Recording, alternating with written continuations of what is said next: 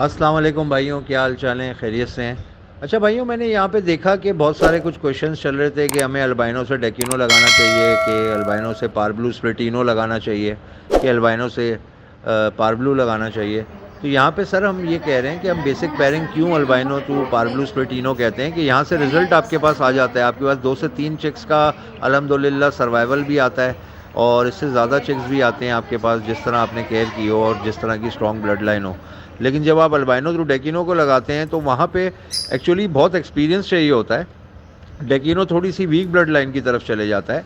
पारब्लू basic bird है, डेकिनो जो है वो ऑब्वियसली आपको पता है कि वो क्रिमिनो से आता है या अल्बाइनो से आता है। तो ये पेयरिंग से जब बर्ड आ रही होती है तो चैलेंज बर्ड होती है, ये बड़ी ट्रिकी बर्ड होती है। इसको टेक केयर करना एक इंडिविजुअल के लिए स्टार्टिंग फेज़ में बहुत टफ होता है। तो हम इसीलिए स्टार्टिंग फेज़ में भाइयों को ये गाइड करते हैं कि ब्लैक आई बर्ड से वो अपनी हॉबी को लेके चलें, बेसिक बर्ड से। फिर म्यूटेशन में भी एक तरफ ब्लैक आई, एक तरफ रेड आई, और वो ब्लैक आई भी थोड़ी सी स्ट्रॉन्ग जीन की हो तो हम पारब्लू स्प्लिटिनो कहते हैं। फिर इससे थोड़ी वैरायटी भी आ जाती है शेड में भाइयों के पास। चिक्स अगर आते हैं तो सारे स्प्लिटिनो होते हैं, वो ब्लू फिशरीज भी होती हैं, पारब्लूज भी होते हैं, वो वहाँ से क्रिमिनो आने के भी चांसेस होते हैं अगर अल्लाह के करम रहा तो कम आने के चांसेस होते हैं, लेकिन आते हैं। मतलब सर्वाइवल क्रिमिनो का कम है। अब अगर मैं डायरेक्ट अल्बाइनो टू क्रिमिनो एक नए फैंसियर को कह दूं तो सर वो बड़ा मुश्किल हो जाएगा उसके लिए। वो तो बर्ड भी संभालना, उसको हेल्थ मेंटेन करना, उसकी टेक केयर करना। अल्बाइनो तो मतलब आप समझें रेड आई जो भी जीन है, मतलब उसको उसकी टेक केयर करना एक टफ़ एक्टिविटी है। इवन सीनियर ब्रीडर्स के लिए वो कभी कभी टफ़ हो जाती है। मुझे आज इतने साल हो गए, मैं आज एक पेयर अगर बनाता हूँ क्रिमिनो और अल्बाइनो का तो मुझे सर बहुत टाइम लगता है उससे ब्रीड लेने के लिए। ऐसा नहीं है कि मैं बस पेयर लगाता हूँ और उससे मेरे पास जो है सारे क्रिमिनो आना स्टार्ट हो जाते हैं। तो वो मेरा टाइम लेता है, मुझे उसको मैच्योर करना पड़ता है, मुझे उसको 15 महीने 18 महीने की एज पे ले जाना पड़ता है बर्ड को, फिर मैं उससे ब्रीड लेता हूँ। तो रेड आई टू रेड आई की ब्रीड जो है वो टफ़ होती है। और इसी तरह डेकिनो, क्रिमिनो और अल्बाइनो से लगाया जाए तो थोड़ा टफ होता है बनस्बत अगर आप पारब्लू स्प्लिटिनो से लगाएं। और आपका दिल भी लगा रहता है, आपके पास चिक्स भी आते रहते हैं, आप उनको सेल भी करते हैं, फिर इससे आप क्रिमिनो भी ले लें, आप डेकिनो भी ले लें, अगली पेयरिंग आप उस तरह कर लें। और फिर अगर कोई बर्ड एक महंगी बर्ड जो है वो अगर हमारे हाथ से निकल जाती है किसी नए फैंसियर से तो उसका दिल भी ख़राब होता है। तो ये पारब्लू स्प्लिटिनो जो है वो एक सस्ती बर्ड है और अल्बाइनो भी एक सस्ती बर्ड है, इसके साथ पेयरिंग करें। लेकिन इससे पहले अपनी ब्लैक आई बर्ड्स के ऊपर पेयरिंग करके अपनी हॉबी को जी मजबूत ज़रूर करें। और ये जो बातें हो रही हैं वो सारी हम नए फैंसियर्स के लिए कर रहे हैं। बाकी पेयरिंग्स तो मतलब बहुत दफ़ा डिस्कस हो चुकी हैं कि हमें अल्बाइनो से पारब्लू स्प्लिटिनो लगाना है, हमें अल्बाइनो से डेकिनो लगाना है, ठीक है, रेड आई अल्बाइनो से। और जो ब्लैक आई अल्बाइनो है उससे हमें क्रिमिनो लगाना है, ठीक है ना। तो मतलब ब्लैक आई से हम रेड आई की वर्किंग करें, बस ये थोड़ा सा कोशिश करनी है हमने। और इंशाल्लाह ताला अपनी हॉबी को लेके चलना है। इसके अलावा एक पेयरिंग हमने बताई भी है कि आप जो है वो लोटिनो फिशरी स्प्लिट ब्लू बनाएं अपने पास घर में।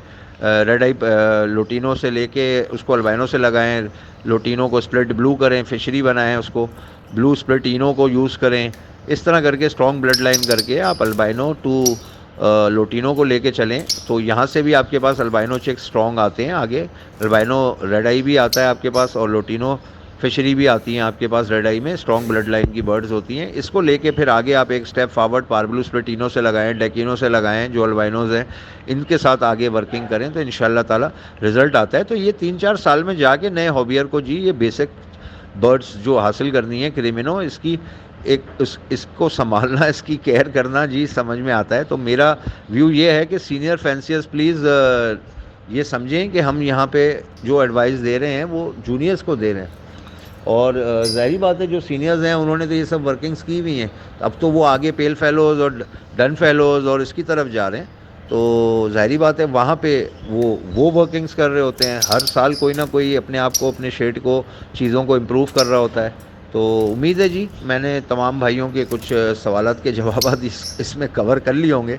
बेसिक बर्ड ये है कि बर्ड वो लगाएं जिससे रिज़ल्ट आ जाए। मेरा नए फैंसियर्स को बस ये एक मैसेज है पॉजिटिव सा, रिज़ल्ट आएगा, आप खुश भी रहेंगे और आप गेन भी करते रहेंगे और आप अपने ऑब्जेक्टिव तक पहुंचते रहेंगे। सबसे पहले अपने चेक जी बनाएं अपने घर के अंदर और उसके बाद जी आगे जो है वो और वर्किंग्स की तरफ जाएं, बेस्ट म्यूटेशंस की तरफ जाएं।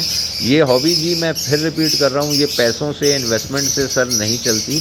ये उसकी भी ज़रूरत होती है, लेकिन ये हॉबी जो है ना बर्ड को समझने से, संभालने से और उसकी केयर करने से आगे बढ़ती है। और इसी तरह इंशाअल्लाह ताला इस हॉबी को लेके चलना चाहिए हर एक उस फैंसियर को जो अभी स्टार्टिंग फेज़ में है, फर्स्ट ईयर में है, और फिर 2-3 साल के बाद वो हाई एंड म्यूटेशंस की वर्किंग्स की तरफ चले जाएँ, कोई इसमें चैलेंज नहीं है। बाकी जैसे अगर मैं कहूँ कि ऑफलाइन है, अब ऑफलाइन भी रेंज में है, तो आप ऑफलाइन भी एक रखें अपने पास बर्ड, उसकी भी वर्किंग कराएँ, उससे भी स्प्लिट्स बनाएँ, ग्रीन स्प्लिट ब्लू अप्लायंस लें, उसको पारब्लूज़ में ले जाएँ, उसको ब्लू फिशरीज़ में ले जाएँ, के साथ लगाएँ, और अपने पास जो है वो अप्लायंस तैयार करें घर के अच्छे क्वालिटी के। तो इंशाअल्लाह ताला यहाँ रिज़ल्ट थोड़ा-सा आपके पास ज़्यादा जल्दी आएगा, बनिस्बत आप क्रिमिनल को निकालने जाएँगे तो वहाँ पे रिज़ल्ट ऑब्वियसली थोड़ा-सा लेट भी होता है, थोड़ा स्लो भी होता है। बहुत 100% रिज़ल्ट जो हैं वो आप समझें रेड आई बर्ड्स के अंदर हासिल करना जी बहुत ही परफेक्शन का काम होता है। उनके चिक्स को सर्वाइव कराना, उनकी उनकी टेक केयर करना, जो टाइम लगा सकते हैं उसके ऊपर वो बिल्कुल वो करें। लेकिन अगर कोई इंडिविजुअल ऐसे हैं जो आधा 1 घंटा ही देते हैं अपने शेड को, तो उनके लिए तो रेड आई की ब्रीड लेना जी हमेशा टफ़ ही होता है। तो मेरी ये सजेशन है तमाम भाइयों को, अल्लाह करीम जी हम सब भाइयों को अपने ख़ास करम के साए में रखें और हम इसी तरह इस हॉबी को बेहतर से बेहतर करते रहें। जज़ाकल्लाह जी, अल्लाह हाफ़िज़।